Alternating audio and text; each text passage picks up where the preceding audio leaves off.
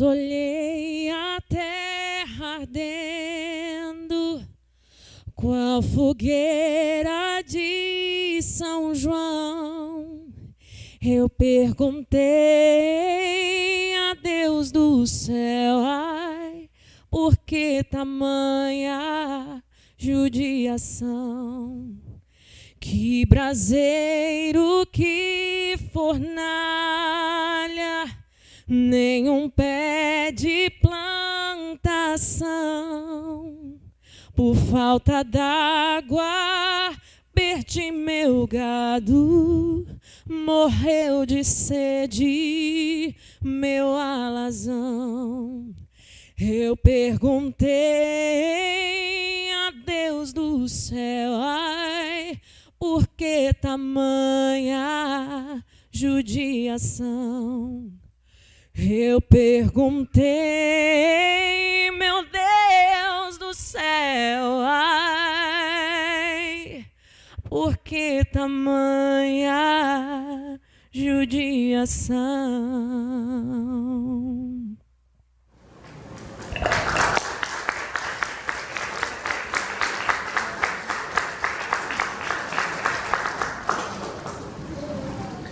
Quem nunca perguntou? Quem nunca questionou? Por que tamanha judiação? Quem nunca se perguntou a respeito do sofrimento da vida? O sertanejo tem muitos motivos para fazer essa pergunta. E a poesia de Gonzaga retrata muito bem a realidade daqueles que vivem lá no Nordeste do nosso Brasil. Alguns anos atrás eu estive numa viagem pelo interior do Ceará. E ali visitei cidades que provavelmente você nunca ouviu falar sobre nenhuma delas. Senador Pompeu, Quixeré, Quiterianópolis, cidades muito pequenas. E eu gastei muitas horas de carro pelas rodovias do Ceará. E a imagem que eu tenho na cabeça é de uma aridez muito grande. De um lado da estrada, caatinga seca, mato seco. Do outro lado, a mesma coisa. E eventualmente uma casinha no meio do nada, que aparecia lá longe, e a gente ia olhando, até que a gente contemplava aquela casa por inteiro. Um barraco quase, né? Uma criaçãozinha ali, e as pessoas vivendo naquele fim de mundo de meu Deus, a gente não sabe nem porquê. Mas eu lembro que essa foi uma viagem muito longa, e aconteceu uma coisa bem interessante, é que durante a viagem, uma grande chuva caiu naquela região. Eu estava na estrada, dentro do carro. E aí no meio da chuva, naquela caatinga toda, eu visualizei uma dessas casinhas que foi se aproximando. E eu vi que havia uma movimentação diferente na casa. Eram as pessoas saindo da casa para comemorar a chuva. Tanta seca que tinha lá, tinha que comemorar a chuva. Mas uma imagem completa esse quadro todo e ela nunca mais vai sair da minha cabeça. Entre as pessoas que estavam saindo, crianças e adultos brincando na chuva, eu vi uma mulher com um frasco de shampoo na mão, indo para a chuva para poder, claro, lavar a cabeça. Por que tamanha judiação? Essa poesia de Gonzaga, além de expressar essa situação específica do verdadeiro e autêntico sertanejo brasileiro, fala a respeito da dureza da vida e do sofrimento com o qual todos nós temos que de alguma maneira conviver e lidar. E a Bíblia também fala, é claro, a respeito disso. O texto em Eclesiastes capítulo 1 nos traz a expressão bíblica dessa realidade. O pensador Salomão escreve sobre sofrimento, sobre dor, sobre dificuldade da vida debaixo do céu. E ele diz: observei ainda toda a opressão que ocorre debaixo do céu. Vi as lágrimas dos oprimidos e ninguém para consolá-los. Os opressores são poderosos e suas vítimas indefesas. Concluí, portanto, que os mortos são mais felizes que os vivos. Mais felizes que todos, porém, são os que ainda não nasceram, pois não viram o mal que se faz debaixo do sol.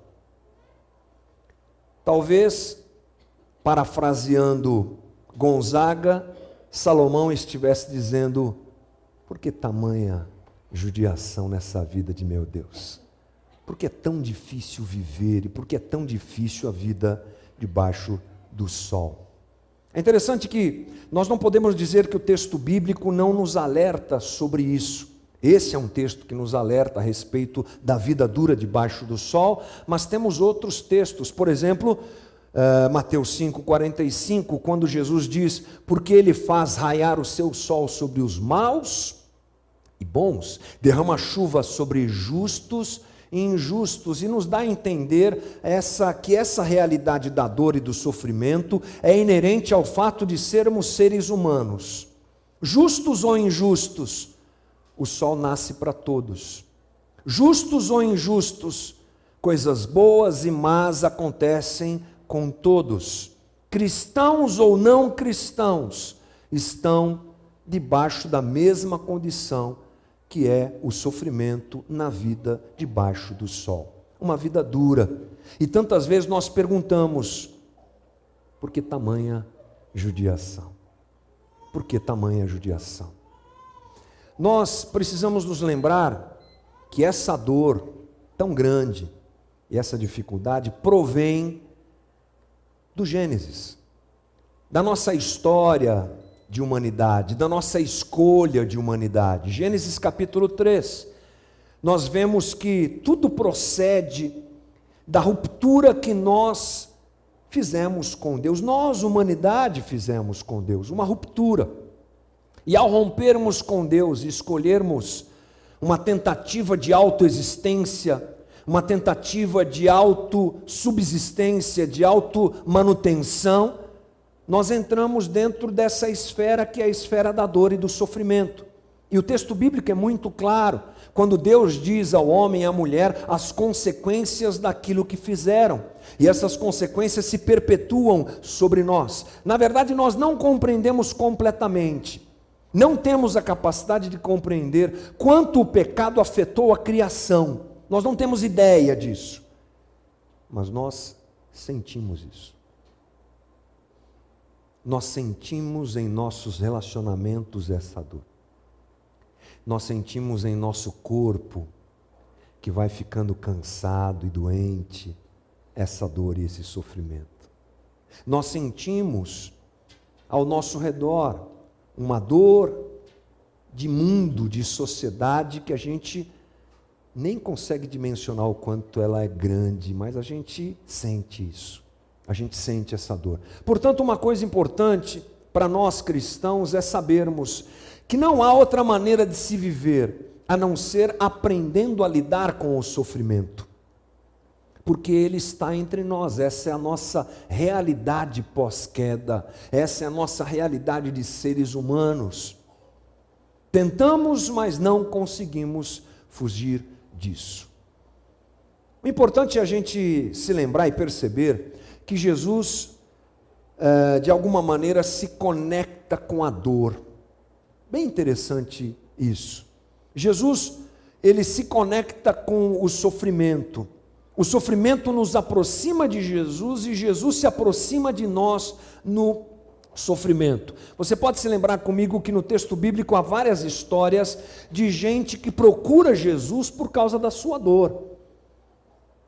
A mulher do fluxo sanguíneo, lembra-se disso? Que vai até Jesus, doente, enferma, com consequências sociais e familiares por causa da dor e da enfermidade que seguia, que sofria, melhor dizendo, muito grandes. Ela vai até Jesus. Os leprosos vão até Jesus várias vezes e várias vezes temos relatos de gente que vai até Jesus, o que é o comum. Porque quando estamos diante da dor, e quando olhamos para a nossa vida e dizemos assim: Por que tamanha judiação? Há uma tendência natural do coração humano em buscar uma solução na transcendência. Por isso que a gente conhece histórias de gente que se converte na dor.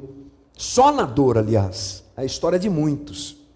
E outros que procuram caminhos alternativos, espiritualmente falando, porque querem aliviar a sua dor. Portanto, a dor acaba sendo um veículo que nos aproxima de Jesus. Ok, e é assim mesmo. Agora, uma coisa interessante também é que Jesus, na sua história, como homem aqui presente, procura gente em sofrimento. Os que sofrem procuram Jesus, mas Jesus também procura os que sofrem. Se lembra do homem no tanque de Betesda? 38 anos. Jesus vai até lá, se apresenta na vida daquele homem que tanto sofria. Me lembrei, preparando essa conversa aqui, de uma outra pessoa que Jesus procura. Ela não tem cara de quem está sofrendo, mas está. Zaqueu. Jesus vai até a casa de Zaqueu. Um homem que aparentemente está bem. Zaqueu não é nenhum portador de enfermidade, pelo menos o texto bíblico não fala isso, mas era um homem que sofria. Era um cobrador de impostos do Império Romano, trabalhando contra seu próprio povo, um publicano. Era um homem incompleto, com uma dor existencial. Jesus vai até ele. Pessoas procuram Jesus porque estão sofrendo. Jesus procura pessoas que sofrem. Mas há um texto bíblico que me chamou a atenção esses dias, pensando nessa história toda, que mostra Jesus se encontrando com uma mulher que sofre, que é o texto de João capítulo 4, a mulher samaritana, um texto bastante conhecido por nós. E pensando em tudo isso, aliás, lendo o texto, me detive nesse aspecto de um Jesus sofredor que encontra uma mulher sofredora. E dali a gente pode aprender muita coisa a respeito dessa situação de tanta judiação, de tamanha judiação que a gente vive. Eu quero propor essa conversa a você hoje, que está lá em João capítulo 4, a partir do versículo 3, que diz assim: assim deixou a Judéia e voltou para a Galiléia. No caminho teve de passar por Samaria. Chegou ao povoado samaritano de Sicar, perto do campo que Jacó tinha dado a seu filho José. O poço de Jacó ficava ali, e Jesus, cansado da longa caminhada, sentou-se junto ao poço por volta da meia-noite. O que está acontecendo aqui, gente? Jesus está subindo da Judéia. Lembre-se que Israel é meio assim vertical, uma faixa de terra meio vertical. Ele sai de Jerusalém, que está aqui embaixo no sul, e sobe para Galiléia. Ao subir para Galiléia, ele passa por Samaria, um povoado chamado Sicar, é o lugar onde Jesus encontra essa mulher. E ele encontra essa mulher no poço que Jacó, um dos patriarcas, lembra? Abraão, Isaac, Jacó, José, os pais de Israel, vamos chamar assim. Ele, Jacó, havia dado esse poço a José, seu filho. Era chamado Poço de Jacó. Lá estava aquela mulher que todo dia ia tirar água, e ela se encontra com Jesus. E Jesus está cansado, diz o texto. Veja lá o versículo 7. Pouco depois, uma mulher samaritana veio tirar água, e Jesus lhe disse: por favor, dê-me um pouco de água para beber. Naquele momento, seus discípulos tinham ido ao povoado comprar comida. Um Jesus cansado, extenuado de uma viagem, se encontra com uma mulher. E começa ali um diálogo que é muito interessante. Um diálogo que parece que é meio desconexo. Eu sempre achei isso sobre essa conversa. Parece que Jesus está falando de melancia e ela está falando de abacaxi, sabe? Uma coisa assim meio esquisita. Mas é bem interessante perceber que as palavras dessa mulher revelam a sua situação, e as palavras de Jesus mostram a ela como lidar com essa situação que ela mesma apresenta. Então vamos lá, vamos perceber esse diálogo interessante. Diz assim a partir do versículo 9: a mulher ficou surpresa, pois os judeus se recusam a ter qualquer contato com os samaritanos. Você é judeu, eu sou uma mulher samaritana, disse ela a Jesus. Como é que me pede água para beber? Jesus respondeu: se ao menos você soubesse que presente Deus tem para você e com quem está falando, você me pediria e eu lhe daria água viva. Mas você não tem corda, nem balde, e o poço é muito fundo, disse ela. De onde tiraria essa água viva? Além do mais, você se considera mais importante que nosso antepassado Jacó, que nos deu esse poço? Como pode oferecer água melhor do que esta que Jacó, seus filhos e seus animais bebiam? Jesus respondeu: quem bebe desta água aí, logo terá sede outra vez. Mas quem bebe da água que eu lhe dou, nunca mais terá sede. Ela se torna uma fonte que brota dentro dele e lhe dá a vida eterna. Por favor, responde a mulher. Senhor, dê-me dessa água, disse a mulher, assim eu nunca mais terei sede, nem precisarei vir aqui para tirar água. Essa afirmação do versículo 15, este último que nós lemos, vou ler de novo. Por favor, Senhor, dê-me dessa água, disse a mulher, assim eu nunca mais terei sede, nem precisarei vir aqui para tirar água. Ela nos apresenta a dor que aquela mulher sentia a respeito da sua própria vida. Uma mulher do primeiro século sofrendo por ser mulher. Essa é a realidade histórica da situação. Uma mulher sofrendo porque todos os dias tinha o trabalho extenuante de tirar água daquele poço. Uma mulher que pertencia a um grupo, a uma uma nacionalidade que era discriminada pelos judeus. Uma mulher que sofria um tipo de dor que eu chamei aqui para o nosso entendimento de dor da vida. Dor da vida. Porque a vida dói.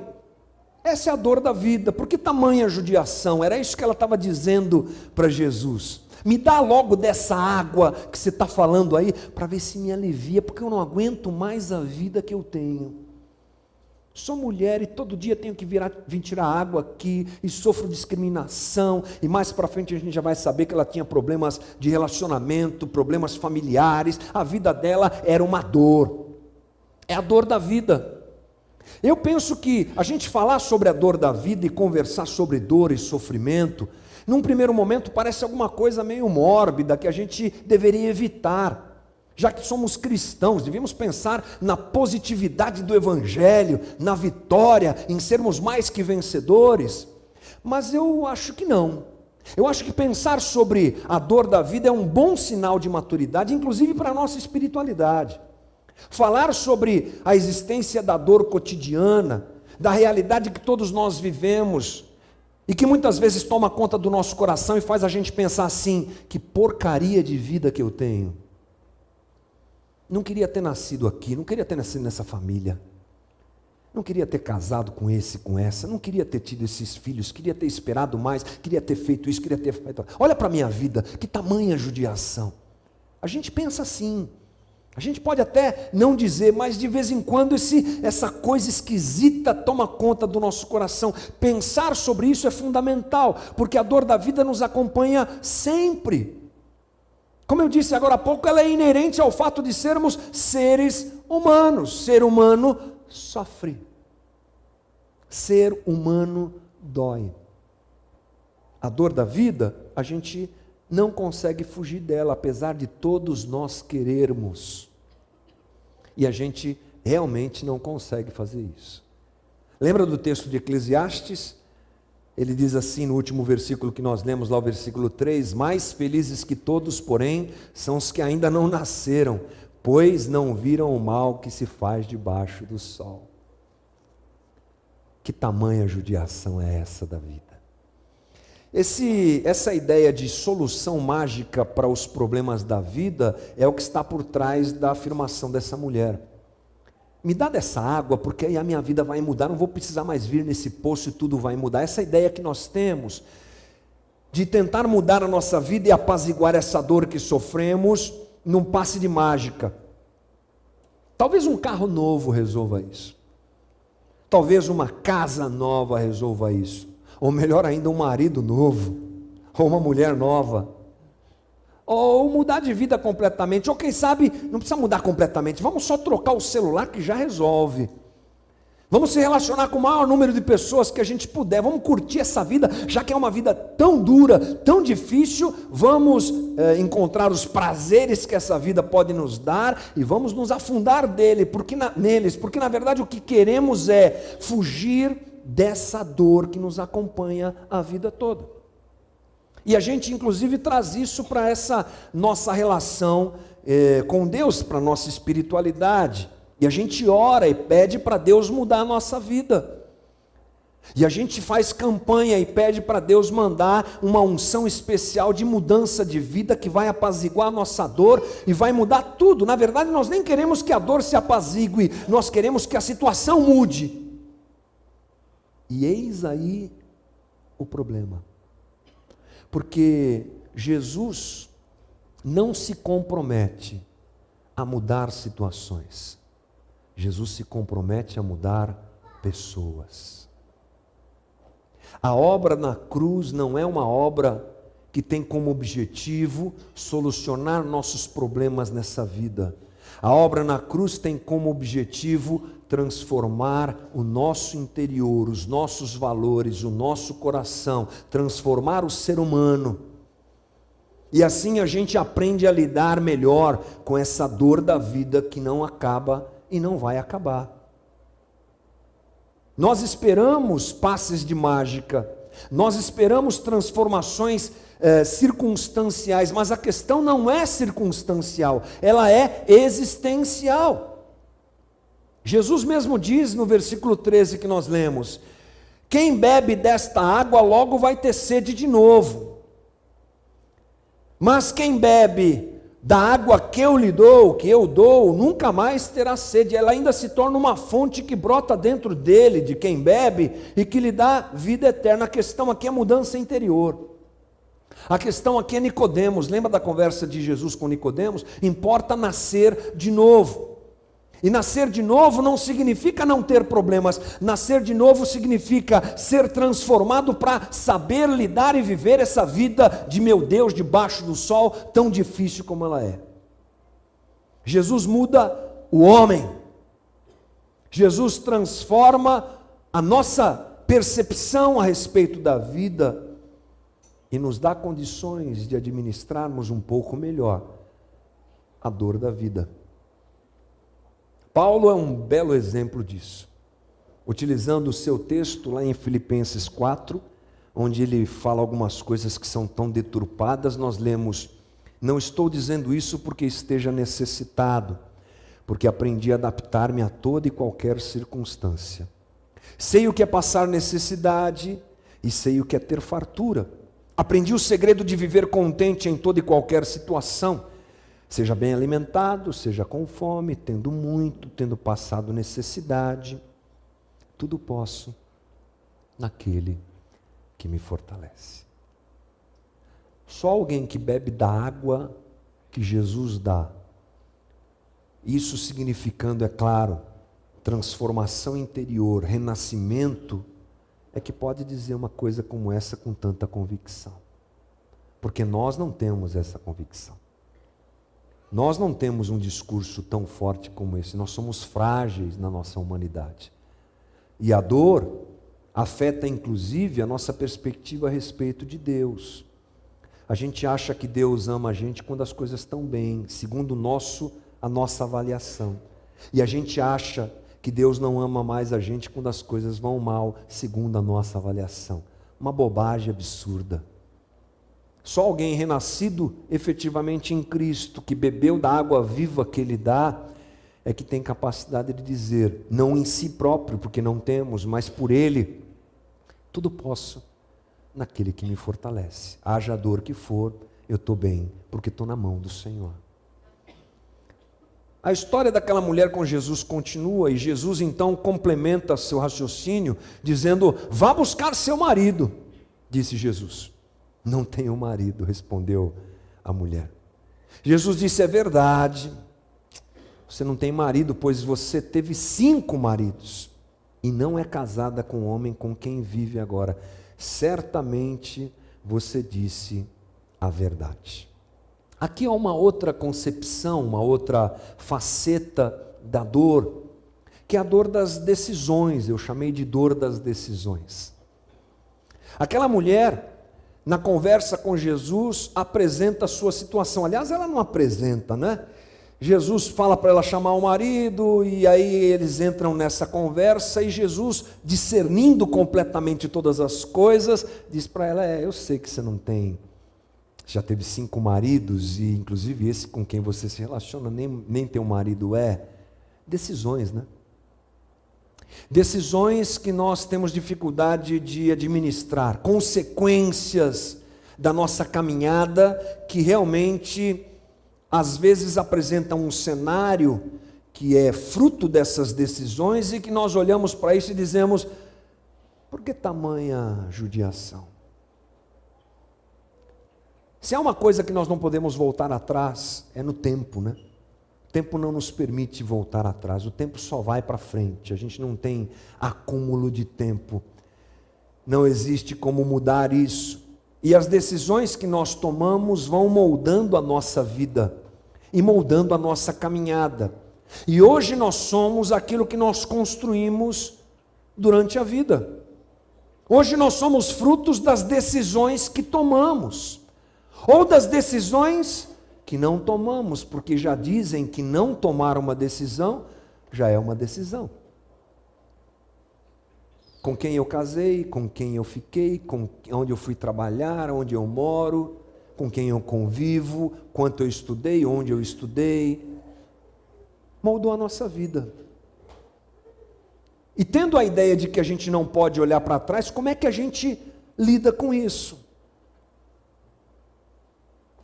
Porque todos nós temos alguma coisa para nos arrepender.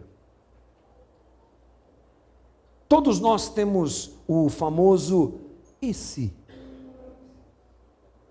E se eu não tivesse feito isso, mas tivesse feito aquilo? Uma das fontes de maior dor das decisões, ou melhor dizendo, um dos locais onde a dor das decisões se apresenta mais forte é nas relações, né? Nas relações. É o caso dessa mulher, ela apresenta uma dor das decisões que tomou. Ou Jesus identifica isso, melhor dizendo, ela nem apresenta, Jesus identifica que havia uma dor no coração daquela mulher, fruto das decisões que ela havia tomado. Tantos parceiros, tantos homens com quem ela conviveu, certamente aquilo pesava no coração dela, por isso Jesus traz à tona aquilo, e aquela situação serve muito bem para nós reavaliarmos a nossa caminhada. A primeira coisa a pensar dentro dessa dor das decisões que se manifesta nas relações é que Jesus, ele propõe um novo modelo de relacionamento. O Evangelho propõe um novo modelo de relacionamento baseado em algo inédito antes de Jesus, chamado perdão. Inédito antes de Jesus. Esse conceito de perdão foi Jesus que trouxe para nós. E ele nos é apresentado como uma nova base de relacionamento. E ele faz uma grande diferença. Ele muda as relações, porque ao apresentar essa situação, Jesus propõe um finalmente nas guerras e absorção das dificuldades por cada uma das partes, marido, mulher, filhos, relações familiares, relações profissionais, relações da comunidade, relações. O perdão é um instrumento que pode impedir a progressão da dor. Essa é a ideia apresentada pelo Evangelho. Mateus 5,43, vocês ouviram o que foi dito: ame o seu próximo e odeie seu inimigo. Eu, porém, lhes digo, amem seus inimigos e orem por quem os persegue. Desse modo vocês agirão como verdadeiros filhos de seu Pai que está no céu. Jesus inaugura esse pensamento. E é claro que ele, quando incutido, quando vivido dentro das relações, ele muda as nossas relações. Eu penso que Jesus, inclusive, diz para aquela mulher: vai chamar o teu marido. E ao saber que ela tinha tantos parceiros anteriores, ele não diz assim: vai chamar o primeiro marido para a gente consertar tudo. Ele põe um ponto final naquela situação: chama o teu marido, apesar de eu saber que você teve tantos, chame esse aí, e os demais Vamos trabalhar isso aqui na tua vida. E os erros que você cometeu, vamos ajustar isso. A partir de agora, insira na tua relação o perdão, para que não aconteça a mesma coisa que aconteceu anteriormente. Jesus nos chama então a uma conversão do coração, mudando as nossas relações, mudando os nossos valores, mudando os paradigmas que a gente tem. E essa é a proposta do Evangelho, mas ainda mais, nessa proposta de lidar com as decisões, Jesus deixa claro que é tempo de admitir as circunstâncias da vida e prosseguir adiante. Por isso, como eu disse, ele não pede para que ela chame o primeiro marido que ela teve. Vamos embora, segue a vida.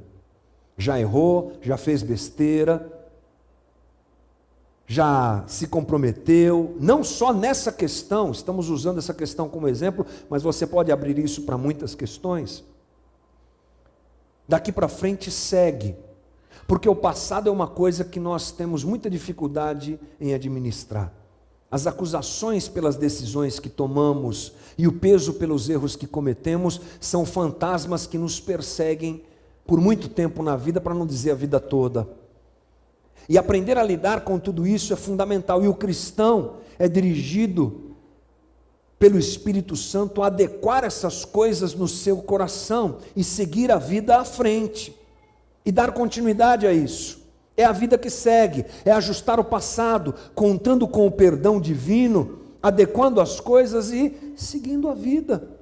Acerte a tua relação hoje, acerte as tuas decisões agora, e acerte o que você fez, acerte os teus erros, acerte os teus equívocos, e segue a vida, debaixo da misericórdia e da graça de Deus. É claro que cada caso é um caso. É claro que tem gente que precisa de ajuda para fazer isso. É claro que tem gente que não consegue fazer isso. Mas essa é a direção que ele nos apresenta, o que eu penso ser extremamente valiosa. Eclesiastes 3:4 também nos diz que tem tempo para chorar e tem tempo de rir. Tempo de se entristecer e tempo de dançar, fases da vida que a gente vive. Um dia a gente chora, mas a gente pode rir também. Ajustando essas coisas, o caminho para voltar a sorrir fica um pouco mais fácil. Administrar a dor das nossas decisões fica um pouco mais simples. Jesus continua, ou melhor dizendo, o texto continua, e a mulher entra dizendo: o Senhor deve ser profeta, disse a mulher. Então diga-me, por que os judeus insistem que Jerusalém é o único lugar de adoração, enquanto nós, os samaritanos, afirmamos que é aqui no Monte Gerizim, onde nossos antepassados adoraram? Jesus respondeu: creia em mim, mulher, está chegando a hora em que já não importará se você adora o Pai neste monte ou em Jerusalém. Vocês, samaritanos, sabem muito pouco a respeito daquele a quem adoram. Nós adoramos com conhecimento, pois a salvação vem por meio dos judeus. Mas está chegando a hora, e de fato já chegou, em que os verdadeiros adoradores adorarão o Pai em espírito e em verdade. O Pai procura pessoas que o adorem desse modo, pois Deus é espírito e é necessário que os seus adoradores o adorem em espírito e em verdade. Aqui é uma questão histórica importante para a gente rapidamente entender. Depois do reinado de Salomão, o povo de Israel se dividiu em duas nações, Israel e Judá, reino do sul e reino do norte. Você pode saber melhor disso a respeito disso lá em 1 Reis, capítulo 12. Em Judá, o povo continuou a adorar a Deus em Jerusalém, mas em Israel o povo se virou para a idolatria e misturou a adoração a Deus com outras religiões. A capital do reino de Israel era Samaria, por isso essa dificuldade de relacionamento entre samaritanos e judeus. Na época em que os reinos estavam divididos, Samaria se perdeu na sua religião e flertou com outras religiões, inclusive com outros povos. Então eles ficaram marcados como judeus mestiços. Não eram mais puros no sangue judaico, no sangue judeu, e não eram mais puros na sua religião. Por isso o judeu não se dá bem com o samaritano. Mas interessante dessa pergunta que a mulher faz, que é a seguinte: Jesus, estou vendo que o senhor é profeta. O senhor acabou de me revelar aí, dizer que eu já tive 5 maridos, o senhor deve ser profeta. Então me explica, qual o lugar certo para adorar a Deus? Aqui em Samaria mesmo? Ou lá em Jerusalém, onde os judeus dizem que é o lugar certo porque o templo está lá? Sabe o que a gente percebe no coração dessa mulher? Uma mulher religiosa, ela tem uma preocupação interessante, ela tem uma dor por Deus, ela quer se relacionar com Deus. Se lembre agora há pouco que eu disse, uma verdade que nós vivemos é que quando estamos em dor, procuramos alguém, uma transcendência, uma divindade. Essa mulher não foge dessa regra e ela quer saber, porque era a sua cultura, era a sua religião. Eu adoro aqui em Samaria ou adoro lá em Israel? Eu preciso encontrar Deus para resolver essas questões existenciais das quais o Senhor está falando aí, Jesus, mas eu estou em confusão. A religião, ao invés de ser uma fonte de consolo, a religião, ao invés de ser uma fonte de ajuda àquela mulher, estava se tornando uma fonte de confusão. E ela talvez pudesse dizer, por que tamanha judiação? Porque nem procurar a Deus eu consigo, Jesus, não sei onde que Ele está direito, se Ele está em Jerusalém ou se Ele está em Samaria. Nós religiosos sofremos muito com isso, né? Nós somos alvo desse sofrimento, dessa dor por Deus.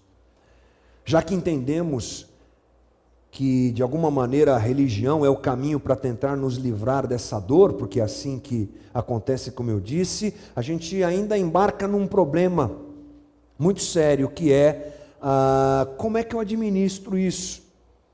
Como é que eu posso agradar a Deus? Como é que eu posso me relacionar com Deus? Será que essa é a igreja certa? Será que essa explicação sobre a Bíblia é a que vale? Mas eu escutei outra coisa, escutei outro dia uma pessoa falando outra coisa sobre essa ideia de Deus, de igreja, de evangelho. Será que é o R.R. Soares que está certo? Ou será que é o Malafaia que está certo? Ou será que não é o pessoal da Universal ou do pessoal da Igreja Batista? Ou talvez aquela Assembleia de Deus que tem do lado da minha casa? Ou aquela igreja Deus é Amor pequenininha que tem ali na esquina? Ou eu devo largar tudo isso daí, ficar em casa e estudar a Bíblia sozinho, porque de alguma maneira você é influenciado? Essa dor por Deus, para nós que somos religiosos, numa aspa grande aqui, é uma coisa muito frequente. A prática religiosa, ela sempre vem acompanhada de dúvidas. Essa é a dor que nós temos por Deus. Estou certo, estou no caminho certo, preciso aprender, preciso entender, fiz o que era certo, Deus está me olhando, Deus me ama, Deus se agrada de mim. Perguntas e perguntas, e dor e dificuldade. Como é que a gente administra isso? Jesus, interessante que ele não propõe religião, ele vai para outro caminho. E a resposta que ele dá a essa mulher é esclarecedora para nós. Ele diz no versículo 23, mas está chegando a hora, e de fato já chegou, em que os verdadeiros adoradores adorarão o Pai em espírito e em verdade. O Pai procura pessoas que o adorem desse modo. Ou seja, irmão, agora não é mais em Jerusalém e nem em Samaria. Jesus chega para inaugurar um momento não religioso, mas de relacionamento. Agora não é religião, agora é relação. Se eu quiser buscar Deus na religião, as doiduras da religião, doideiras melhor dizendo, doiduras não existe, né? Doideiras da religião vão me acompanhar sempre. Sempre eu estarei em crise. Deus me ama, Deus não me ama. Deus gosta de mim, Deus não gosta de mim. Eu estou sendo aceito por Deus ou não. Mas quando a coisa se transforma na verdade que é em relacionamento, essas coisas se apaziguam no nosso coração. Jesus, inclusive, propõe que, uma verdade absoluta, que Deus procure pessoas que o adorem em espírito e em verdade, independente da situação onde estão e do lugar onde estão. Nós é que continuamos inventando essas crises.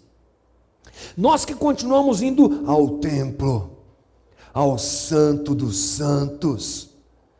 Nós que gostamos de religião, nós que gostamos de formato, nós que gostamos de coisas, nós adoramos saber que o véu foi rasgado, Ah, agora o véu está rasgado, agora eu posso entrar no Santo dos Santos. Agora a minha pergunta para você é, será que o véu foi rasgado para a gente entrar no Santo dos Santos? Ou o véu foi rasgado porque Deus saiu do Santo dos Santos e veio morar em nós? E a gente continua querendo ir em algum lugar, encontrar alguma receita, e essa dor por Deus mal ajustada no nosso coração, fruto da religião, permanece. Paulo diz uma coisa reveladora, lá em Romanos 12:1. Portanto, irmãos, suplico-lhes que entreguem seu corpo a Deus por causa de tudo que Ele fez por vocês, que seja um sacrifício vivo e santo, do tipo que Deus considera agradável. Essa é a verdadeira forma de adorá-lo. Não é ir para Israel, nem ir para não sei o que lá, nem aqui, nem lá. É aqui dentro de mim, é dentro de você, onde essa relação efetivamente acontece, e a dor por Deus que nós carregamos pode ser apaziguada. Muito bem, Jesus me chama de amigo, quer andar comigo, eu já entendo um pouco melhor como é que eu lido com as minhas decisões do passado, como é que eu lido com essa dor da vida, mas a grande pergunta continua: por que tamanha judiação? Como é que a gente resolve isso? Ou será que não resolve? Como é que a Bíblia me responde essa questão? Agora abrindo um pouco a nossa conversa. Existem duas maneiras da Bíblia nos ensinar alguma coisa a respeito dessa dor. Lá no Velho Testamento a resposta é assim: se você perguntar para Deus do Velho Testamento, Deus, por que tamanha judiação? Ele vai dizer assim: porque sim. Porque sim. Você, pai, já respondeu assim para o seu filho alguma vez? Ô pai, por que eu não posso fazer isso? Por que eu não posso fazer aquilo? Porque sim. Mas por que, pai? Porque sim. Soberania de Deus. Velho Testamento apresenta essa situação. Jó pergunta por que tanto sofrimento a Deus, e Deus responde: porque sim. Tem a ver com a completa soberania de Deus. Pegue depois em casa os 3, 4 últimos capítulos de Jó e leia, e você vai ver Jó questionando a Deus. Por quê? E Deus faz um discurso incrível da sua soberania e diz para ele: fica na tua, porque quem manda aqui sou eu. E não é que é verdade? Sim ou sim, irmão? E não é que é verdade? Agora, vai para uma pessoa, procure uma pessoa lá no hospital e diga para ela, quando ela disser assim: eu estou aqui, por que tamanha judiação? Porque sim. É verdade, mas não resolve, né? É verdade, mas não é uma resposta completa, digamos assim. Eu até quero ler o texto de Jó para você entender do que nós estamos falando. Jó 42, 1-6 diz: então Jó respondeu ao Senhor: sei que podes fazer todas as coisas e ninguém pode frustrar teus planos. Perguntaste: quem é esse que com tanta ignorância questiona a minha sabedoria? Sou eu. Falei de coisas que eu não entendia, coisas maravilhosas demais que eu não conhecia. Disseste: ouça e eu falarei. Eu lhe farei algumas perguntas e você responderá. Antes eu só te conhecia de ouvir falar, agora eu te vi com os meus próprios olhos. Retiro tudo o que disse e me sinto arrependido no pó e nas cinzas. Então, essa ideia verotestamentária de que é assim mesmo, nós encontramos ali em Jó, mas é um fardo pesado demais, como eu disse. Talvez só os mais piedosos mesmo, sabe? Só gente assim com uma santidade nível high assim é que pode se satisfazer com isso. Mas que bom, porque nós encontramos uma outra forma de explicação ou uma outra maneira de Deus agir no Novo Testamento quando o assunto é dor e o assunto é sofrimento. E a resposta no Novo Testamento é: Deus também sofre. Essa é a resposta à pergunta: por que tamanha judiação? Deus também sofre. Essa é a solução cristã essencial do problema. O Deus encarnado sofre. apesar de sua soberania, há uma disposição de Deus em sofrer por nós e conosco. Sem o sofrimento da cruz, o problema do sofrimento não se resolveria.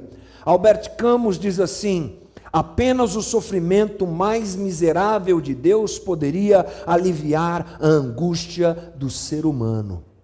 O próprio Deus soberano desceu e viveu na escuridão do mundo, por uma condição voluntária. Ele mesmo bebe do cálice do nosso sofrimento até a última gota para nos justificar. Essa é a resposta.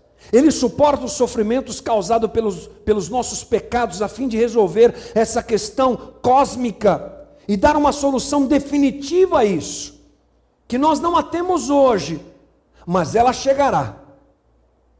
E o dia que essa solução chegar, não haverá mais lágrimas, não haverá mais dor e não haverá mais sofrimento. Jesus sofreu. Hebreus fala alguma coisa sobre isso. Enquanto Jesus esteve na terra, ofereceu orações e súplicas em alta voz e com lágrimas. Nosso sumo sacerdote entende nossas fraquezas, pois enfrentou as mesmas tentações que nós, mas nunca pecou. O próprio sofrimento de Cristo foi profetizado no Velho Testamento. Olha só o que o profeta Isaías, 700 anos antes de Jesus, diz sobre isso. Vejam, meu servo terá êxito, será muito exaltado. Muitos, porém, ficaram espantados quando viram. Seu rosto estava tão desfigurado que mal parecia humano por seu aspecto, quase não era possível reconhecê-lo como homem. Sofrimento de Cristo na cruz, indescritível. Mas existe um outro sofrimento em toda essa história, maior do que os açoites, maior do que a lança que o perfurou, maior do que os cravos, maior do que ele ter sido pendurado ali na cruz. Tim Keller fala sobre esse sofrimento maior e ele diz: na cruz, ele foi além do pior sofrimento humano, experimentou rejeição cósmica e uma dor que excede nossas dores tão infinitamente quanto o seu conhecimento e poder excedem os nossos. Não existe angústia interior mais profunda do que a perda de um relacionamento baseado no amor. No entanto, nem sequer podemos imaginar como seria perder não somente um relacionamento humano de muitos anos, mas o amor infinito do Pai. Amor que Jesus conhecia desde a eternidade. A separação seria algo profundamente insuportável. Na cruz, Jesus estava sofrendo o abandono de Deus ao exclamar: Deus meu, por que me desamparastes? A resposta do cristianismo à dor é que um Deus forte se voluntaria a ser fraco. E essa ideia passa longe de qualquer outra perspectiva religiosa. A afirmação de Jó é correta, mas é insuficiente. Ela é complementada pela realidade do sacrifício de Cristo por nós, que nos mostra uma coisa para abraçarmos nesse mundo duro de meu Deus: Ele não nos abandonou. Ele não nos abandonou. Você se lembra que eu disse: Jesus é procurado pelos que sofrem, e Jesus procura os que sofrem. Essa não é uma realidade somente presente na prática de vida e no ministério de Jesus, ela é presente hoje e agora. Na tua dor, meu irmão querido, você não está sozinho. Na tua dificuldade, meu irmão, você não está sozinho. Somente o cristianismo afirma isso. Deus veio ao mundo por causa da minha dor e do meu sofrimento. Se eu não consigo enxergar amor nisso, eu vou enxergar o quê, meu irmão? Se eu não consigo enxergar doação completa e máxima, e que isso se torna, ao perceber esse amor, algo que apazigua o meu coração no meu sofrimento, o que está acontecendo comigo? Esse é o motor propulsor da afirmação de Paulo em Filipenses. Eu tudo posso naquele que me fortalece, porque eu sei que não estou só. Porque eu sei que Ele morreu e sofreu por mim. Porque eu sei que Ele escolheu o caminho da dor, do sacrifício, o caminho da cruz, contemplando o meu sofrimento e a minha dor. Deus nos entende com certeza e sabe como nós nos sentimos e se mobiliza para resolver tudo isso no tempo que Ele tem para nós, quando tudo convergir a Ele, quando tudo se resolver nele. Nós não teremos todas as respostas para a pergunta que a gente usou para essa conversa. Por que tamanha judiação? A gente não tem todas as respostas. Dá para a gente ter uma ideia a partir de uma conversa como essa, mas todas as respostas não. Mas o que nós precisamos talvez não sejam respostas, mas o que nós precisamos talvez seja o abraço do Senhor no tempo do nosso sofrimento. E esse nós temos. E esse consolo nós temos. Confiança no amor de Deus em meio ao sofrimento é o caminho para a gente continuar vivendo nessa vida debaixo do sol. E quando a gente tiver esse questionamento, por que tamanha judiação, que venha um espaço grande em nosso coração, para que o Espírito Santo nos dirija, nos console e nos conforte. Feche os teus olhos um pouquinho, eu quero orar com você.